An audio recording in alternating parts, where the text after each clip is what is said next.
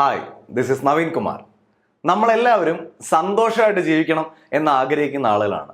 സന്തോഷമായി ജീവിക്കണം, മറ്റ് അധികം വിഷമങ്ങളൊന്നും ഉണ്ടാവരുത് എന്നൊക്കെ ആലോചിച്ച് ജീവിക്കുകയും എന്നാൽ ആവശ്യമില്ലാത്ത കാര്യത്തിന് പോലും വിഷമിച്ചിരിക്കുകയൊക്കെ ചെയ്യുന്ന ആളുകളാണ് നമ്മളിൽ ഭൂരിപക്ഷം ആളുകളും.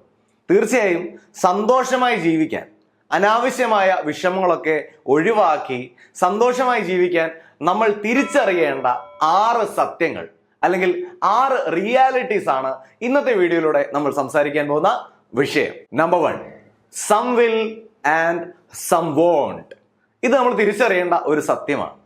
എല്ലാ ആളുകളും നമ്മളെ സ്നേഹിക്കുകയില്ല, എന്നാൽ കുറച്ചു പേർ നമ്മളെ സ്നേഹിക്കും. കുറച്ചു പേർ ചിലപ്പോൾ നമ്മളെ സ്നേഹിക്കുകയില്ല. കുറച്ചു പേർ നമ്മളെ സ്നേഹിച്ചില്ല എന്ന് കരുതി അതോർത്ത് വിഷമിച്ച് സ്നേഹിക്കുന്ന കുറച്ചു പേരുടെ സ്നേഹം കൂടി കാണാത്ത രീതിയിലേക്ക് നമ്മൾ മാറരുത്. Some will and some won't. നമ്മുടെ ആശയങ്ങൾ എല്ലാവരും അംഗീകരിക്കില്ല, കുറച്ചാളുകൾ അംഗീകരിക്കും. അതായത് കുറച്ചാളുകൾ അംഗീകരിക്കുകയും കുറച്ചാളുകൾ അംഗീകരിക്കാതെ ഇരിക്കുകയും ചെയ്യും. നമ്മുടെ വ്യക്തിത്വം കുറച്ചാളുകൾ അംഗീകരിക്കും, കുറച്ചാളുകൾ അംഗീകരിക്കില്ല. നമ്മുടെ സ്മാർട്ട്നെസ് കുറച്ചാളുകൾ അംഗീകരിക്കും, കുറച്ചാളുകൾ അംഗീകരിക്കില്ല. നമ്മുടെ എന്തൂസിയാസം അല്ലെങ്കിൽ ഒരു കാര്യം ചെയ്യാനുള്ള നമ്മുടെ ആവേശം, അത് കുറച്ചാളുകൾ അംഗീകരിക്കും, കുറച്ചാളുകൾ അംഗീകരിക്കില്ല. ഈ ഒരു സത്യം നമ്മൾ തിരിച്ചറിയേണ്ടതാണ്. കാരണം പലപ്പോഴും നമ്മൾ വിഷമിക്കുന്നത് എല്ലാവരും നമ്മളെ അക്സെപ്റ്റ് ചെയ്യുന്നില്ല, എല്ലാവരും നമ്മളെ ഇഷ്ടപ്പെടുന്നില്ല, എല്ലാവരും നമ്മുടെ വ്യക്തിത്വത്തെ അംഗീകരിക്കുന്നില്ല, എല്ലാവരും നമ്മുടെ സ്മാർട്ട്നെസ്സിനെ അംഗീകരിക്കുന്നില്ല. ഇതിനെക്കുറിച്ചൊക്കെ ഓർത്തായിരിക്കും പലപ്പോഴും നമ്മൾ വിഷമിക്കാറ്. എന്നാൽ ജീവിതത്തിലെ ഒരു യാഥാർത്ഥ്യമാണ് ഇത്. കുറച്ചാളുകൾ വിൽ ആൻഡ് കുറച്ചാളുകൾ വിൽ നോട്ട്. ഈ ഒരു സത്യം, some will and some won't എന്നുള്ള സത്യം തിരിച്ചറിയുക എന്നുള്ളതാണ് ഒന്നാമതായി നമ്മൾ ചെയ്യേണ്ടത്. 2, your feelings are from your thoughts. നിങ്ങളുടെ ഫീലിങ്സ്, നിങ്ങൾക്കുണ്ടാകുന്ന വൈകാരികമായ പല അനുഭവങ്ങൾ, അത് നിങ്ങളുടെ ചിന്തയിൽ നിന്ന് തന്നെ ഉടലെടുത്തതാണ്. ഈ ഒരു തിരിച്ചറിവാണ് രണ്ടാമതായി വേണ്ടത്. ശരിയല്ലേ?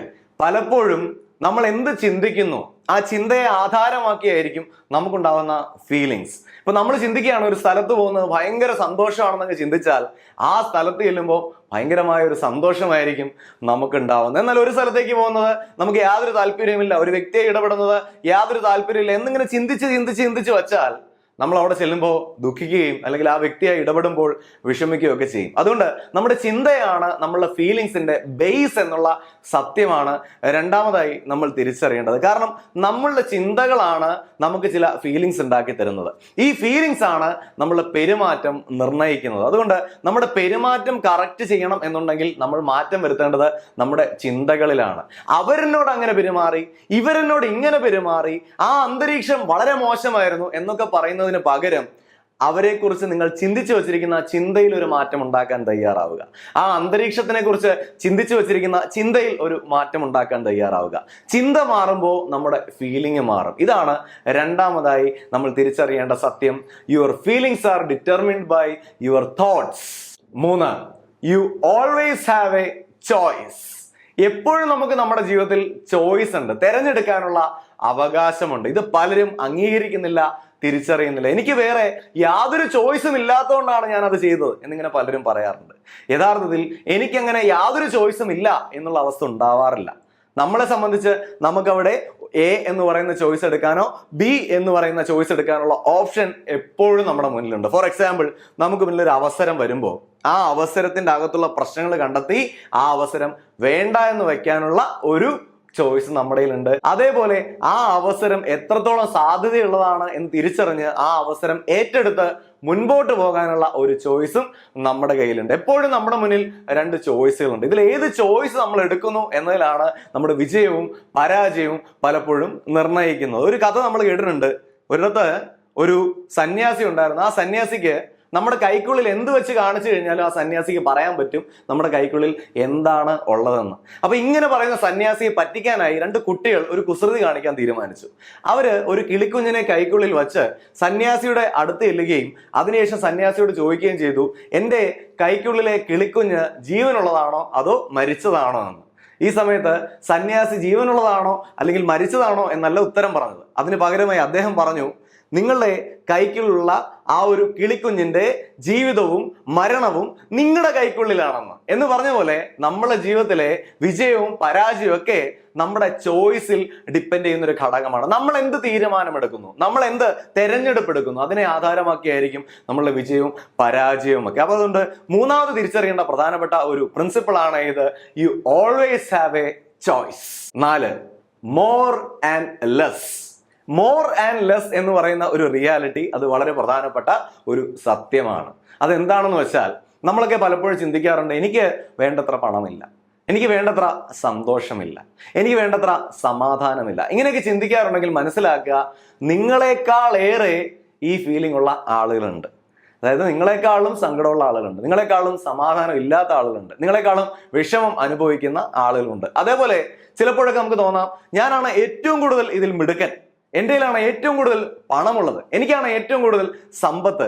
അങ്ങനെ ചിന്തിക്കേണ്ട കാര്യമില്ല. നമ്മളെക്കാൾ പണവും നമ്മളെക്കാൾ സമ്പത്തും നമ്മളെക്കാൾ മിടുക്കമുള്ള ആളുകളും ഈ ലോകത്തുണ്ട്. അതായത് മോർ ആയിട്ടുള്ള ആളുകളുണ്ട്, ലെസ് ആയിട്ടുള്ള ആളുകളുണ്ട്. ഈ തത്വം നമ്മൾ മനസ്സിലാക്കേണ്ട ഒരു വളരെ പ്രധാനപ്പെട്ട പ്രിൻസിപ്പിൾ തന്നെയാണ്. കാരണം പലപ്പോഴും നമ്മുടെ കമ്പാരിസൺ എന്ന് പറയുന്ന സ്വഭാവം, നമ്മളെ മറ്റുള്ള ആളുകളുമായി കമ്പയർ ചെയ്യുന്ന സ്വഭാവം, ഈ സ്വഭാവം മാറ്റാനായി മോറായും ആളുകളുണ്ട്, ലെസ്സായും ആളുകളുണ്ട് എന്നുള്ള സത്യത്തെ അംഗീകരിക്കുന്നത് തീർച്ചയായും നമ്മുടെ ഈഗോ അതിജീവിക്കാൻ കൂടി സഹായിക്കുന്ന ഒരു സത്യമാണ്.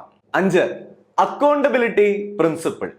അക്കൗണ്ടബിലിറ്റി പ്രിൻസിപ്പിൾ എന്ന് പറഞ്ഞാൽ നമ്മളെ ഒരു ഉത്തരവാദിത്തം ഏൽപ്പിച്ചാൽ ആ ഉത്തരവാദിത്തം മാന്യമായി ഏറ്റെടുക്കാനും ആ ഉത്തരവാദിത്തം കൃത്യമായി നിർവഹിക്കാനും നമ്മൾ തയ്യാറാവണം.